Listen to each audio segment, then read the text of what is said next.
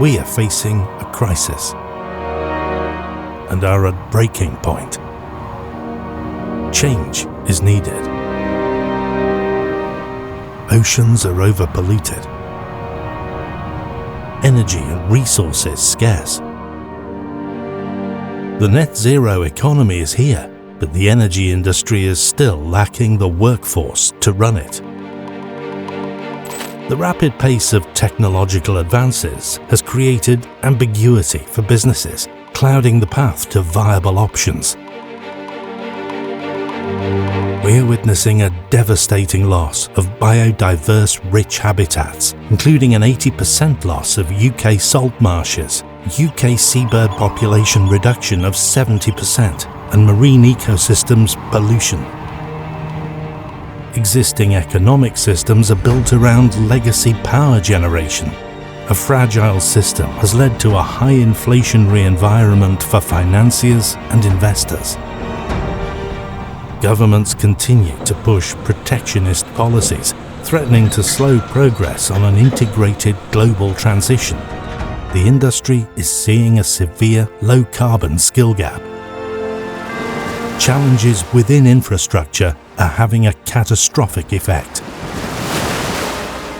However, all is not lost, and future opportunities and growth exists. Significant technological advancements have been made and continue to be made every single day. We just need to deploy them in the right way. We have viable decarbonisation methods, and technology exists for businesses to deliver both cost efficiency and emission reduction immediately. Alternative fuels with huge potential are at our fingertips. We are in the golden era of clean energy incentivisation. Net zero future is on the horizon. Investment opportunities exist, as well as opportunities to reconnect with heritage. Free ports are set to enhance trade and long-term investment, boost growth and high-skilled jobs, increase innovation and productivity in regions' key sectors and supply chains, leading to regeneration, job creation, investment in transport, and prioritization of environmental sustainability. We've seen a surge in coastal regeneration, growth of sustainable destination management, the evolution of small ports. Consistent and reliable energy resource hope exists. By collaborating, we can create a more sustainable future and thrive.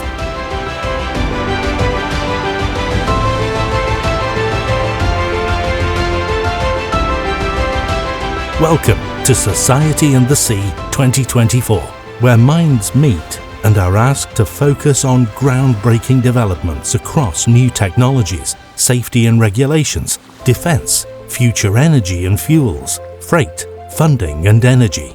SOCSEA24 is a place we can grow and evolve, and together become truly blue by thinking green.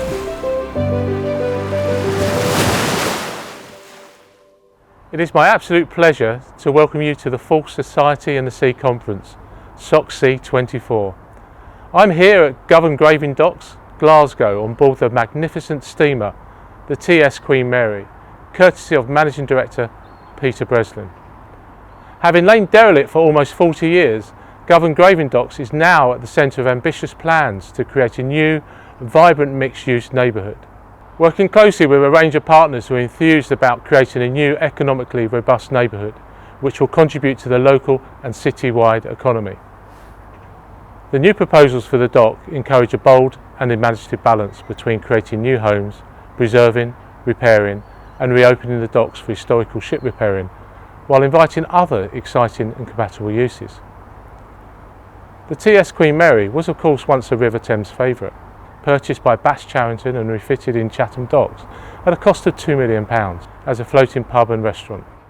Since then, Her Royal Highness, the Princess Royal, has been instrumental in driving the project forward, working with the Friends of the TS Queen Mary charity to restore the iconic British ship, to once again return her to active service and sail the country's coastal waters. Not only will she carry passengers from across the United Kingdom, she will also be a skills and training cadetship for young people. So why are we here at SOCSEA24? Well, to be truly blue, we must also think green. So we're here to explore the strategies required to develop a thriving, sustainable blue economy. Across our two stages, Blue Invest and Green Waves, you will hear from experts in their fields, fostering energy transition and sustainability in the maritime and coastal arena, as well as exploring business opportunities and the societal benefits that can be leveraged through supply chain collaborations. You are going to be hearing about latest innovations, trends, case studies, and have the opportunity to network with others in this field. Combined knowledge is powerful, so we encourage you to share and collaborate with fellow attendees, and together we can secure our industry's longevity. The aim is for you to leave SOCSEA24 armed with insights into how together you can all support sustainable blue economic progress. Throughout the conference, we will be asking you to contribute to a new SOCSEA Charter, which will help anchor to stakeholders and strive towards a fairer, more inclusive and sustainable approach to working the blue economy. The aim is for the Charter to become a go-to guide for how institutions can embed SOCSEA principles into their activities. We need your help to produce this and kindly ask you to take part when prompted. For nearly 20 years here at National Maritime, we've helped businesses realise their potential, and we continue to deliver against our two key priorities: driving trade and growth for UK maritime SMEs through building supply chain capability, and re-engaging the UK coastal communities to deliver sustainable change. We are passionate advocates for cross-sector collaboration, actively promoting the maritime connection. We are immensely proud to present SOCSEA24 with your backing, along with our esteemed sponsors and exhibitors in partnership with the groundbreaking University of Greenwich. Now it's a fair way to Greenwich from here, so I better set off. See you there, SOCSEA24.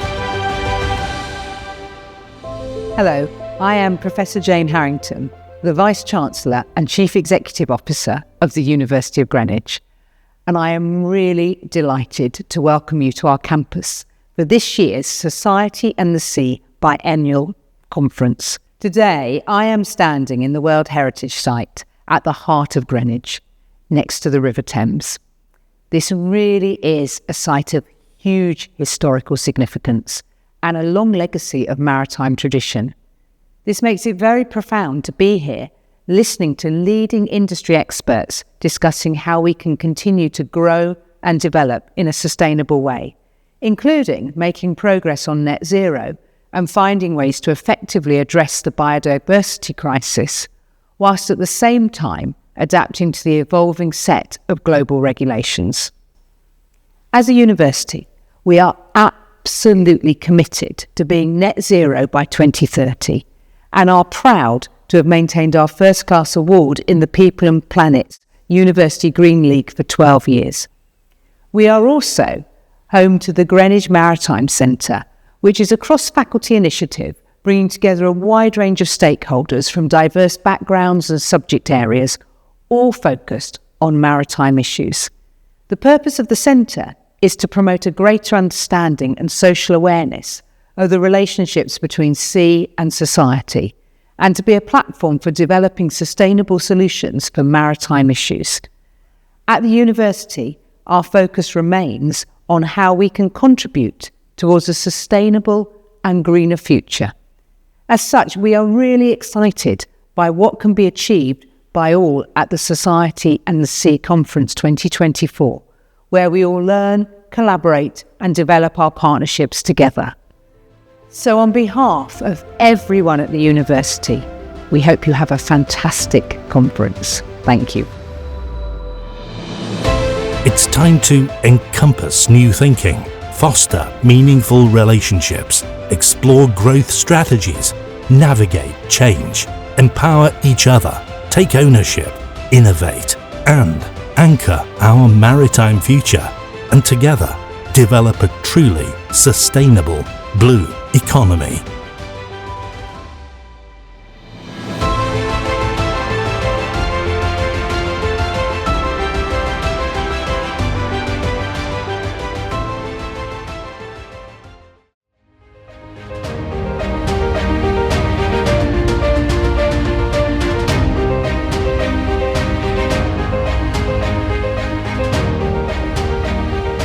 Good morning, everyone. I'm Charles Hayne, and it's my absolute pleasure to welcome you to the 4th Society and the Sea Conference, brought to you by the National Maritime Organisation and in partnership with the wonderful University of Greenwich. As you've heard, this conference is dual-themed, both green and blue work streams, which together will formalise and investigate some strategies for us to develop a more sustainable blue economy. That's the theme running throughout the 2 days. The Green Waves Conference will be focusing on energy transition and sustainability in the coastal zone, waterways and oceans, while this Blue Invest stage is going to dig a little bit deeper into the opportunities for business and also try and see how we can leverage societal benefit. And we need supply chains and collaboration to really think on the same page to bring some solutions to fruition. The Society and the Sea International Conference will also look at case studies from localities and regions, but also from the international arena. And we want to help businesses, individuals and organizations get up to speed with the latest thinking, market trends, what innovation is out there that can capture our minds to be able to take these issues forward. There's a couple of logistical things to think about for those in the room today. If there are any emergencies, please bring that to our attention, or those of the staff in the building. There are plenty of people trained in first aid, for example, to deal with that. And there's nothing planned today that should distract us. Before we get going, I want to indulge you for a few minutes to really get you to think about what we can get out of this day on the Blue Invest stage. I want you to think about that interlinkage between the blue and the green. Remember what Peter Green said in the video. What makes us truly blue will require us to think green.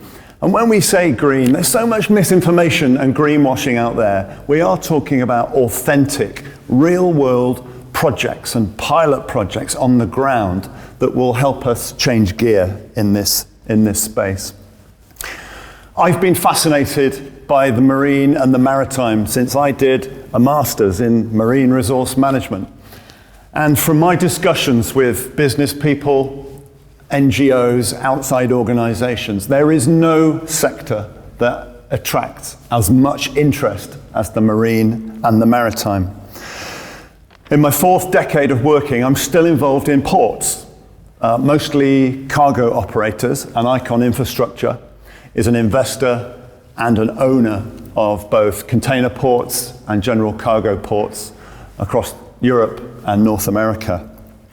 I find that absolutely fascinating, but you cannot talk about sustainability, improvement, or good ESG performance unless that is underlain with strong governance. That's a feature I hope we'll address today. Also, ports play an intrinsic role because without terminals and port authorities, you don't have a vibrant shipping sector. So I'm reminded that I read that book, Rose George's book, 90% of Everything, last year, where we were reminded that pretty much 90% of everything in this room came through a British port, whether that's Southampton, Felixstowe, Liverpool, Humber. And that really ought to bring to light how important the sector is that we're talking about today. It's very much hidden, and it's a shame that the issues that we're challenged with and the solutions aren't elevated a little bit higher. I've heard in the media and in social media about this rowback at the moment on sustainability and ESG risk, but I can tell you right now, I haven't met an investor, a banker, an operator, an insurer, a regulator, or an authority who does not believe that a lower carbon approach and a push towards net zero is pertinent and really important to look at right now. The acumen, the skills, the drive and the desire is there from those players in the sector. And we hope to hear today about some of those solutions that are coming to the fore. Certainly in Peter's National Maritime SME Working Group, that is a hub of activity, of ideas and innovations and seeds that are being planted throughout the UK that will hopefully make inroads into Europe. Now, of course, all of this sits around a topic where there are challenges to our natural environment. And Peter's mentioned the social value that some of the projects we'll talk about today can bring to the fore. We need people, communities, to be engaged because they rely on the maritime environment for their livelihoods. So, as we try and find these solutions, we must be aware that our oceans have never been challenged like they are today. The latest marine science and pollution studies are showing us that the oceans have elevated levels of toxic chemicals, plastics, microplastics, partially combusted carbon. So we need to be talking about business solutions, but also benefits for the environment. So why am I talking about all this? Why am I setting the scene? Today, we want to be solutions oriented.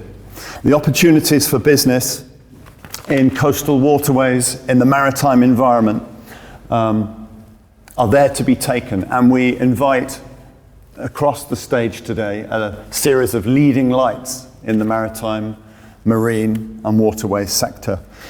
You'll hear from people on stage today who are specialists, leading executives, experts in the field of energy transition, technology innovation, free ports, and leadership in infrastructure.